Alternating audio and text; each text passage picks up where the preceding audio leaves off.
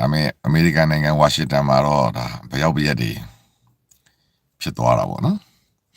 မနေ့ကအမေရိကန်နိုင်ငံဝါရှင်တန်မှာရှိတဲ့ဒီအင်ဂျူတော်နဲ့7 minute ကားမောင်းရတဲ့နေရာပေါ့လေ Hilton Hotel မှာအားလုံးပဲမင်္ဂလာပါကျွန်တော်တို့ channel ကနေကြိုဆိုပါတယ်ကျွန်တော်တို့ channel ဆိုရင်နေ့စဉ်လူဦးတော်လာရင်းနဲ့ပတ်သက်တဲ့သတင်းထူးသတင်းကောင်းတွေကိုတင်ဆက်ပေးနေတာမို့ကျွန်တော်တို့ channel ကို like and subscribe လုပ်ပေးဖို့တောင်းဆိုချင်ပါတယ်ဒီနှစ်ပတ်လေပေါ့နော်သတင်းတောက်များညစာစားပွဲပေါ့ကိုကျင်းပါတယ်ပေါ့နော်အဲ့တော့အမေရိကန်သမ္မတဒုတိယသမ္မတနောက်တော့ဒီလွှတ်တော်ဥက္ကဋ္ဌဒီနှစ်ဖက်ပါတီကခေါင်းဆောင်များအစိုးရဖွဲ့ဝန်ကြီးများဒီသတင်းတောက်များအားလုံးပေါင်းလူပေါင်း2500လောက်တက်တဲ့ဘောရုံးပေါ့နော်ညစာစားပွဲအခမ်းအနားကြီးကျင်းပပါတယ်အဲ့တော့သမ္မတနဲ့ဒုတိယသမ္မတကလည်းဒါဒီရောက်နေပြီပေါ့နော်သူကစင်မြေပေါ်မှာထိုင်နေပြီပေါ့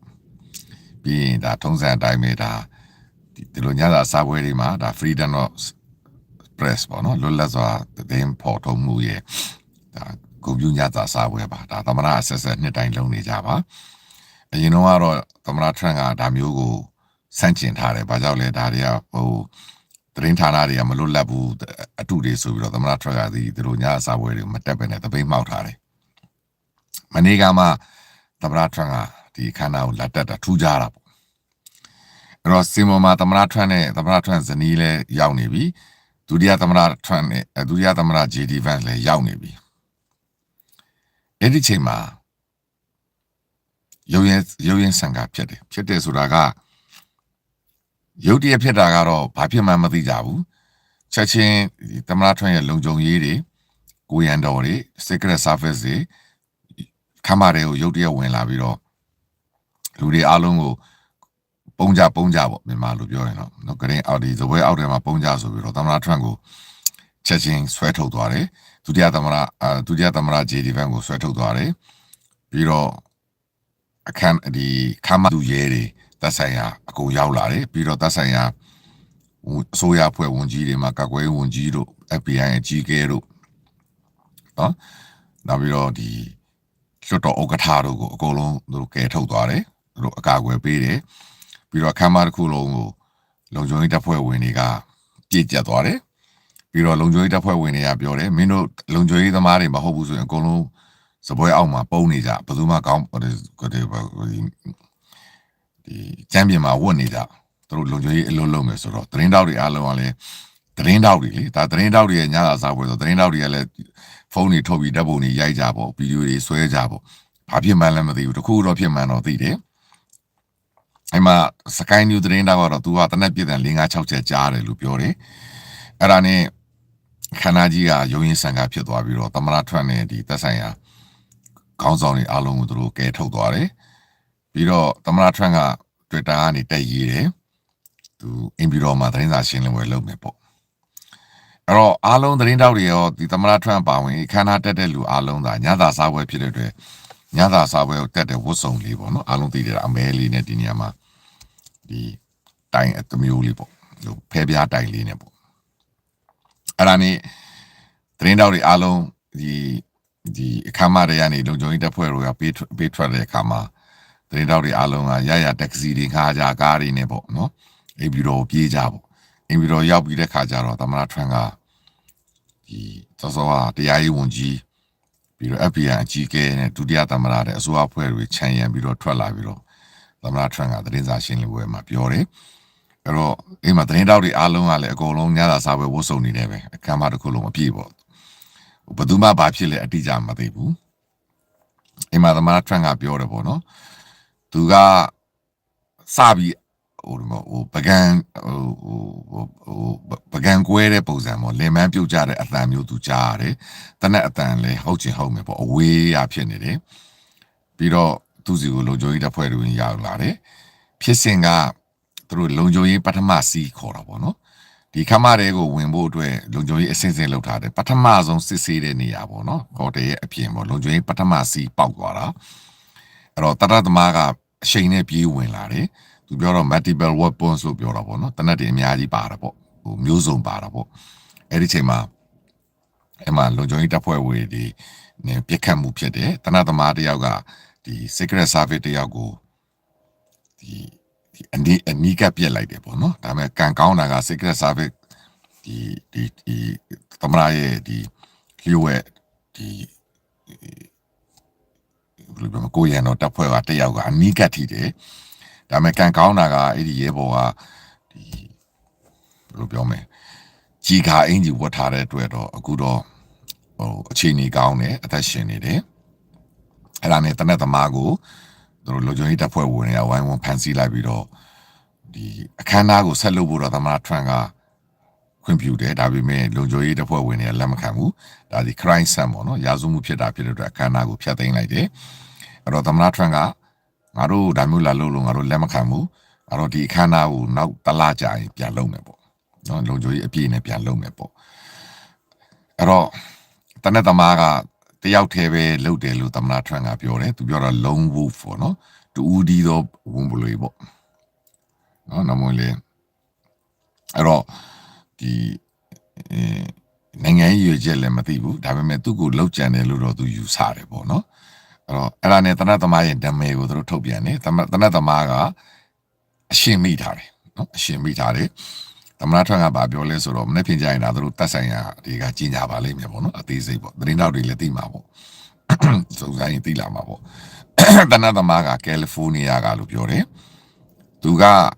ကယ်လီဖိုးနီးယားကနာမည်ကြီးတက္ကသိုလ်ဖြစ်တဲ့စက်မှုတက္ကသိုလ်ကနေပြီးတော့ mechanical engineer စက်မှု engineer ဘွဲရထားတယ်ပြီးတော့ computer science ဆိုတဲ့ master ဘွဲပေါ့နော်အထူးဘွဲကိုယူထားတယ်မဟာဘွဲကိုယူထားတယ်ပြီးတော့သူကကျောင်းဆရာလည်းဖြစ်တယ်အဲ့တော့သူကျောင်းဆရာမှာလည်းမနှစ်ကဆိုရင်ဒါအတော်ဆုံးကျောင်းဆရာစုကိုလည်းရရှိထားတယ်အဲ့တော့သူကတော့ sick people ပေါ့နော်နေမကောင်းဖြစ်နေတဲ့လူယူသွနေတဲ့လူပေါ့နော်ဘာရွေးချက်နဲ့လုပ်တယ်တော့မသိဘူးဒါပေမဲ့ဘယ်လိုပဲဖြစ်ပေါ့ဒီလို sick people တွေကဘလောက်ပဲပညာတတ်တဲ့ပေါ့နော်ဒီလို sick ဖြစ်တဲ့လူတွေကဒီလိုပဲလှုပ်ဆောင်တတ်တယ်ဆိုပြီးတော့သမ္မတထရန့်ကသတင်းစာရှင်းလင်းပွဲမှာပြောသွားတယ်အဲ့တော့မီဒီယာတွေမှာတော့ဒါသမ္မတဒီဘောရုံပေါ့နော်ဒီညစာပဲအခမ်းအနားကနေပြီးတော့သမ္မတထရန့်ကိုဒါဒီ secret service နဲ့ဒါဒီဝါရှင်တန် DC ကပြည်သူရဲတွေကတနက်အပြည့်စုံနဲ့ဝင်လာပြီးတော့ကဲထုတ်သွားတဲ့ပုံတွေတက်နေတယ်ဒုတိယသမ္မတကိုကဲထုတ်သွားတဲ့ပုံတွေတက်နေတယ်ပေါ့နော်ပြီးတော့အခန်းထဲမှာရှိတဲ့ဒီသတင်းတောက်တွေပဲလေအကောင်လုံးသတင်းတောက်တွေကလည်းဒီသူတို့လည်းရှိတဲ့ဗီဒီယိုဒီတယ်လီဖုန်းတွေထုတ်ရိုက်ပြီးတော့သူတို့မီဒီယာတွေနဲ့စကားတွေပြောရင်ကြတယ်အဲ့တော့သမ္မတထရန့်ကိုမေးတယ်ပေါ့နော်မင်းဘာကြောင့်ခဏအဲ့လိုလောက်ကြံခံနေရလဲဆိုတော့ငါမိမတော်ပြောတယ်ဒီလောကအန်ဒီရများတော့ငါလောကအန်ဒီရများတယ်လို့ပဲလေတဲ့အဲ့တော့အရင်တော့သမ္မတကြီးလည်းဒီလိုပဲဖြစ်တာပဲပေါ့နော်အဲ့တော့မင်းဘယ်လိုခံစားရလဲဆိုတော့ငါနည်းနည်းတော့ရင်တုံပန်းတုံတော့ဖြစ်တာပေါ့တဲ့ဒါပေမဲ့ငါကိုဒါဒီငါနိုင်ငံရဲ့အကောင်ဆုံးထောက်လှမ်းရေးတွေရဲတွေအားလုံးကကာကွယ်ပေးလိုက်တယ်ငါတို့ရဲ့ဒီသူတို့ရဲ့ professional ပေါ့နော်သူတို့အလုပ်ကိုသူတို့ကြွချမ်းကျင်နဲ့စက္ကန့်ပိုင်းအတွင်းမှာအကုန်လုံးကိုလုံခြုံရေးတွေပေးနိုင်တယ်အကာအကွယ်ပေးနိုင်တယ်ပေါ့နော်အဲ့လိုမျိုးတော့သူပြန်ဖြေသွားတယ်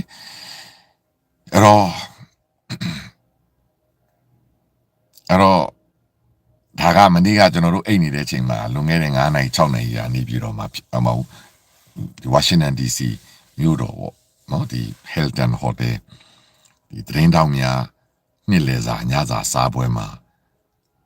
တနက်ပြစ်ခတ်မှုဖြစ်စဉ်မှာသမ္မတထွန်းကတော့သူ့ကိုလှုပ်ကြံတယ်လို့ပဲယူဆတာပေါ့နော်အဲ့တော့ဒါပေမဲ့သမ္မတထွန်းနားကိုလည်းမရောက်ပါဘူးခမ်းမထဲကိုလည်းမရောက်လာပါဘူးသူတို့ပထမဆုံးလို့ပြောတော့ first line of the security ပထမဆုံးလုံခြုံရေးစီးပေါက်တာပါဟိုအတွင်းကြီးကိုရောက်မလာသေးပါဘူးအဲ့တော့အဲ့ဒီလူကဒါ CCTV မှာပေါ့ဒါဗီဒီယိုတွေမှာပြနေတာကသူကပထမဆုံးသူ့စစ်တဲ့နေရာမှာဖြတ်ပြေးတဲ့သူမှာတနက်တွေတော့ပါလာတယ်ပြောတယ်ပေါ့နော်သူဒီသမ္မတထရန့်သုံးတာတော့ multiple weapons ပေါ့နော်တနက်မျိုးစုံပါတာပေါ့ဘာတနက်တွေလဲမသိပါဘူးအဲ့တော့အဲ့ဒါနဲ့ဝင်လာတော့ဒီချက်ချင်းလုံခြုံရေးဖွဲ့ဝင်တွေကသူ့ကိုတားတဲ့ချိန်မှာ secret service တယောက်ကိုတော့အနီးကပ်ပြစ်ထည့်လိုက်တယ်ပေါ့နော်ထိသွားတာပေါ့နောက်ပိုင်းကျသူ့ကိုအရှင်ဖမ်းလိုက်နိုင်တယ်အဲ့တော့သမ္မတထရန့်ပြောတာကသူ့ကိုစစ်ဆေးနေတယ်ပေါ့မကြခင်ပေါ်မှာပေါ့ ဒါပေမဲ့ तू ယူဆတာကတော့တူဒီလောက်တယ်လို့ပဲယူဆတယ်ဘသူနောက်ကွယ်မှာရှိတဲ့ပုံလည်းမပေါ်ဘူးသူကသူစိတ်ယူပေါက်ပြီးစိတ်ကူးပေါက်ပြီးအယူထားပြီးလာလောက်တယ်လို့ပဲသူကအဲ့လိုပဲအခုဒီဒါပထမကနဦးပြောဆိုချက်ပေါ့နော်သူပြောပါတယ်နောက်နေ့များမှာဒါဒီသတင်းတွေအကုန်သိရမှာပါတဲ့မပူပါနဲ့ပေါ့နော်ဒါပေမဲ့ဒီအခမ်းအနားကိုသူအပြတ်မခံဘူးပြန်လုပ်မယ်ပေါ့နောက်တစ်လနေပြန်လုပ်မယ်အဲ့တော့ဒါထရမ့်မဟုတ်ပါဘူးဒါနိုင်ငံတိုင်းမှာ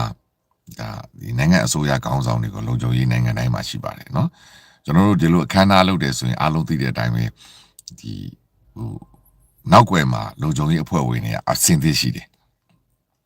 ဖြစ်လာမှဝုန်းနေထွက်လာတာအဲ့တော့ဒီမဖြစ်ခင်တော့ဆိုရင်သူကသူသာရပဲလူတွေကစပွဲဝိုင်းတွေမှာထိုင်ပြီးတော့စကားပြောနေကြတယ်စူညံနေတာပေါ့ဗျာဒါပေမဲ့အဲ့ထဲမှာလည်းအမေရိကန်နိုင်ငံမှာရှိတဲ့နိုင်ငံရေးသမားတွေအားလုံးမီဒီယာတွေအားလုံးအစိုးရအဖွဲ့ဝင်ဝန်ကြီးတွေသက်ဆိုင်ရာလူတွေအကုန်ရောက်နေတာလူပေါင်း2500ရှိတဲ့အခမ်းအနားကြီးပါအကြီးကြီးပါဒါပေမဲ့တကယ်ဖြစ်လာတဲ့ခါကျရင်တွေ့တဲ့အတိုင်းပဲဝုန်းတိုင်းနဲ့ဒါဗီဒီယိုထဲမှာတွေ့တဲ့အတိုင်းပဲသတင်းတွေမှာတွေ့ရတဲ့အတိုင်းပဲရဲတွေထောက်လန်းရေးတွေအရက်ဘုံနဲ့ဝန်တန်းတွေအထူး secret service ကလုံခြုံရေးတွေအပြည့်ရောက်လာတာအပြည့်ရှိတယ်အမှန်အကုန်ဝိုင်းထားပြီးသားပါနော်ဒီသမရကိုယ်တိုင်တက်တဲ့လို့အခမ်းအနားမှာဘယ်သူမှပေါ်ရောမနေပါဘူးအော်ဒီ second ပိုင်းအတွင်းမှာအခြေအနေကရုပ်ချီပြောင်းလဲသွားတာပေါ့နော်ရုပ်ရှင်ထဲမှာကြည့်တဲ့အတိုင်းပဲပါပဲအဲ့တော့ဆိုလိုချင်တာကသမရဒီလောက်ကျန်တဲ့လူပေါ့နော်ဒီရာဇဝမှုကျူးလွန်တဲ့သူကဒီအဲ့ဒီခမ်းမထဲမှာလည်းရောက်မလာဘူးခမ်းမထဲကနေပြီးတော့သမရထွန်းကိုလည်းအနီးကပ်ပြတ်တာလည်းမဟုတ်ဘူးခမ်းမထဲမှာလုံးဝရောက်မလာဘူးခမ်းမနဲ့အဝေးကြီးနေရမှာအပြင်းမှာဖြစ်တာအဲ့တော့ဟိုတနက်တန်တော့မကြားတဲ့လူတွေကမကြားကြဘူးသမရထွန်းပြောတာကသူကိုယ်တိုင်တော့ဟိုလင်မန်းပြုတ်ကြတဲ့လူမျိုးသူကကြားလိုက်တယ်ပေါ့ဒါသမဏတန်လို့လည်းသူထင်ချင်းလဲထင်ပေါ့သူမိမနဲ့သူနဲ့တော့ပြောနေကြသေးတာပေါ့အဲ့ဒီချိန်မှာသမရထွန်းကိုလည်းလူတယောက်ကလာပြီးတော့ကျွန်တော်ထင်တယ်မိကွန်းအကြောင်းစကားလာပြောနေတဲ့အချိန်မှာဒီလုံခြုံရေးတပ်ဖွဲ့ဝင်တွေရောက်လာပြီ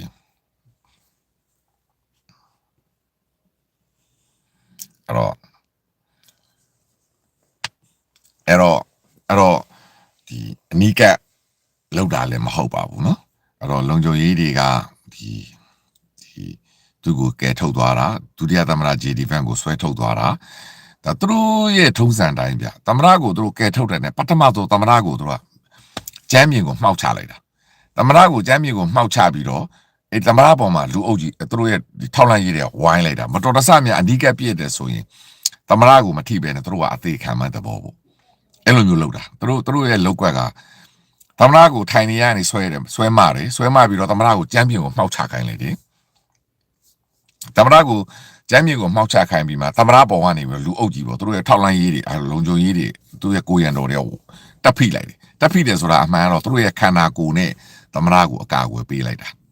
အဲ့ဒီချိန်မှာသမ္မတထွက်လာဘေးနားမှာပါတဲ့သူ့ရဲ့မိသားစုဝင်တယောက်ဖြစ်မယ်သူလည်းတန်လန်းကြီးပေါ့နောက်တော့ဒီအဓိကဒုတိယဒီသမ္မတကတော့ပေါ့အဲ့လိုစင်ပေါ်မှာကိုသမ္မတကိုသူတို့ဒီကျမ်းမြေမောလှဲချပြီးမှ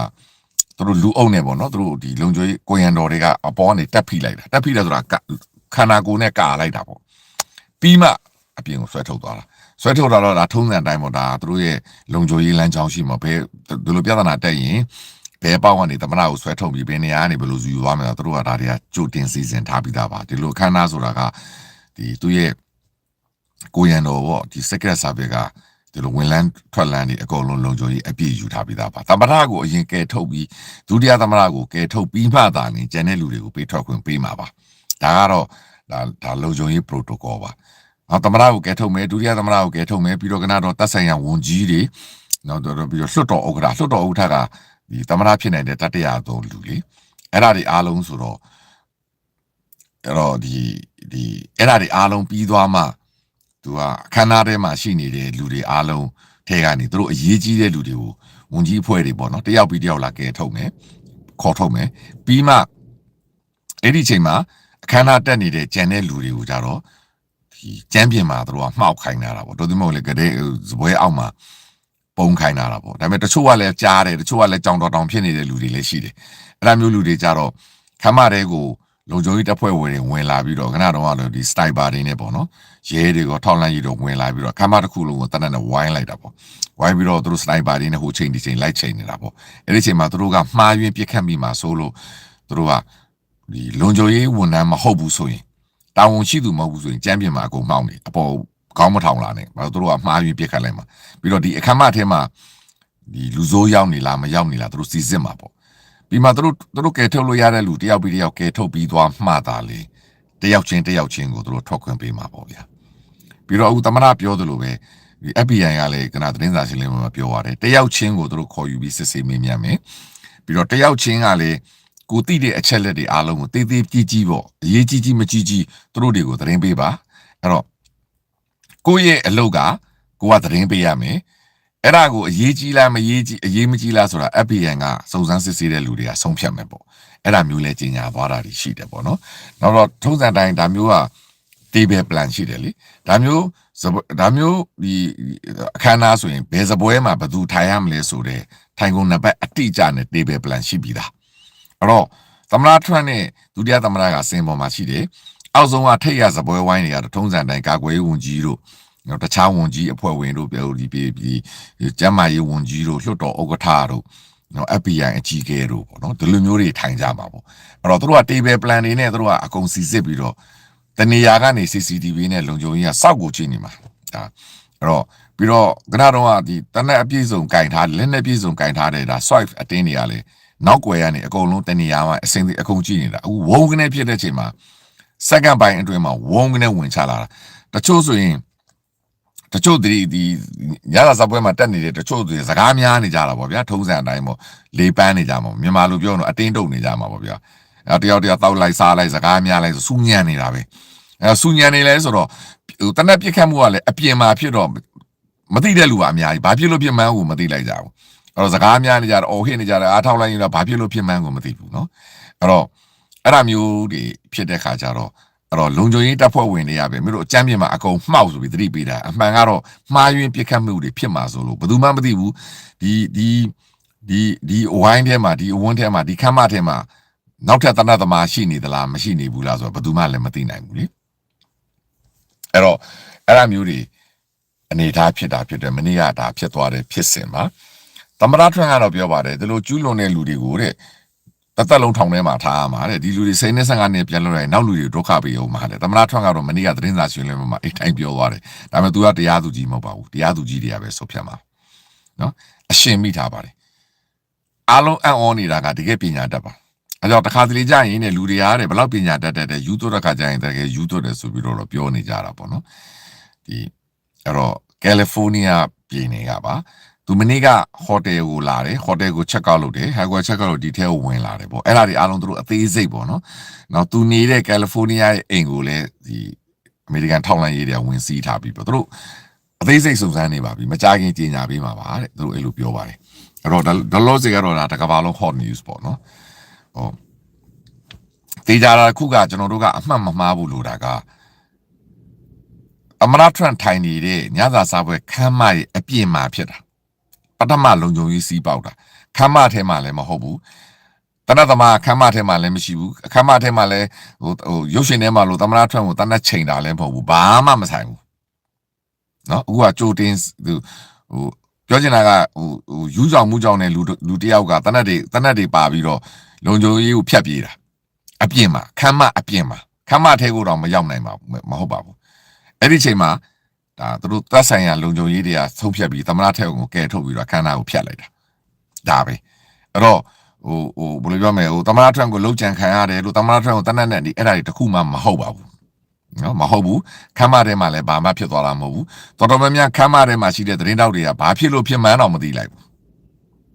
နော်သမ္မတထရန့်နဲ့ဒုတိယသမ္မတ JD Vance တို့လည်းကြောင်တိကြောက်တောင်နဲ့ပါသွားတာသူတို့လည်းဘာဖြစ်လို့ဖြစ်မှန်းမသိဘူးဟိုသမ္မတထရန့်ကသတင်းစာရှင်းလင်းပွဲမှာပြောတာက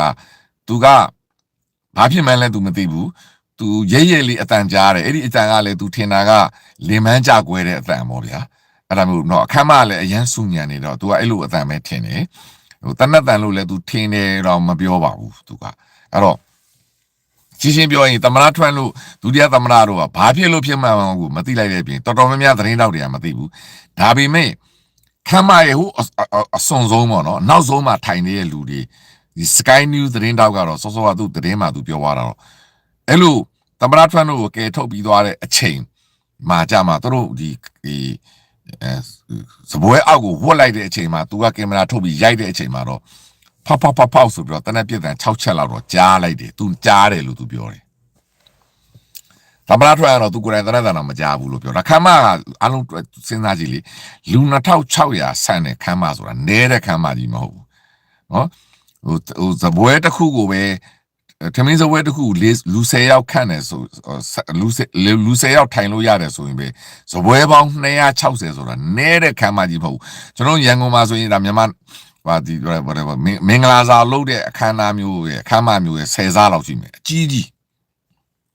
အဲ့တော့အကြီးကြီးဖြစ်တာဖြစ်တဲ့အတွက်ဘာဖြစ်လို့ဖြစ်လို့မှန်းကိုမသိကြပါဘူးเนาะအခုမှ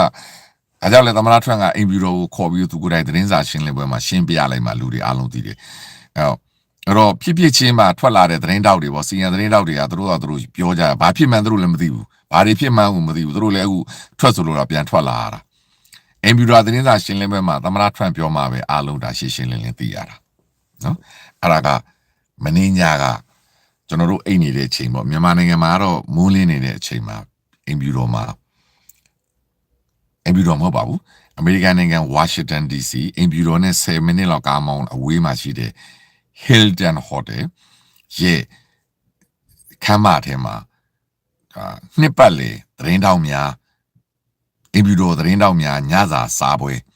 အခမ်းအနားမှာဖြစ်သွားတဲ့တနက်ပြခန့်မှုပါအဲ့တော့အားလုံးကတော့သမ္မတထရန့်ကိုလှုပ်ကြံတယ်လို့ပြောကြတယ်သမ္မတထရန့်ကလည်းသူလည်းအဲ့လိုပဲလို့ယူဆတယ်ဒါပေမဲ့ဘယ်သူမှမသိသေးဘူးဒီ motive ပေါ့တနက်သမားရဲ့ motive ကိုလည်းဘယ်သူမှမသိဘူးဘာရောက်မှန်းလဲအခုကသူ့အရှင်မိထားတာဖြစ်တဲ့အတွက်ပို့ပြီးတော့ဟိုသူတို့စစ်ဆေးရင်ပေါ်မှာပေါ့အသေးမိလိုက်ရင်တော့သူ့ရဲ့ motive ကိုဒါစုံစမ်းရခက်တယ်အခုသူကိုယ်တိုင်ပြောမှာပေါ့သူဘာကိစ္စတွေကိုလာလဲဘသူ့ကိုလာလောက်တာလဲလာနောက်ဆက်တာလားဆိုတာတော့ဒီဟိုဘယ်လိုပြောမလဲအခုမှပဲရှင်းလေးသိမယ်ဒါပေမဲ့သေချာတာတစ်ခုကသမ္မတထရန့်လှုပ်ကြံခံရတဲ့ပုံစံလည်းမရှိဘူးသမ္မတထရန့်ကိုအနီးကပ်တနက်နဲ့ပြစ်တာလည်းမရှိဘူးခမ်းမထဲမှာလည်းဒီတနက်သမားမရှိဘူးကြိုတင်ကာကွယ်တဲ့အနေနဲ့သမ္မတထရန့်ကိုခေါ်ထုတ်သွားတာခမ်းနားကိုဖျက်လိုက်တာဖြစ်တာကအပြင်မှာဖြစ်တာအဲ့ဒီခမ်းမရဲ့အပြင်သူတို့ရဲ့ဒီလုံခြုံရေးစကားနဲ့လုံခြုံရေးစီပထမစီပေါက်တာအဲ့မှာတနက်သမားဖြတ်ပြေးတာအဲ့ဒီအချိန်မှာလုံခြုံရေးသမားတွေလိုက်နေတာပေါ့ဒါပါပဲဒါပေမဲ့ဘယ်လိုပဲဖြစ်ဖြစ်ပေါ့နော်ဒါသမ္မတကိုယ်တိုင်တက်တော့ဒီတိုင်းပြည်ရဲ့ခေါင်းဆောင်တွေအကုန်တက်တဲ့အခမ်းအနားဆိုဒါအခမ်းအနားကိုဖျက်လိုက်ရတာပေါ့ဒီသဘောပါပဲရုံးရင်းဆန်ကဖြစ်တာပေါ့ဗျာ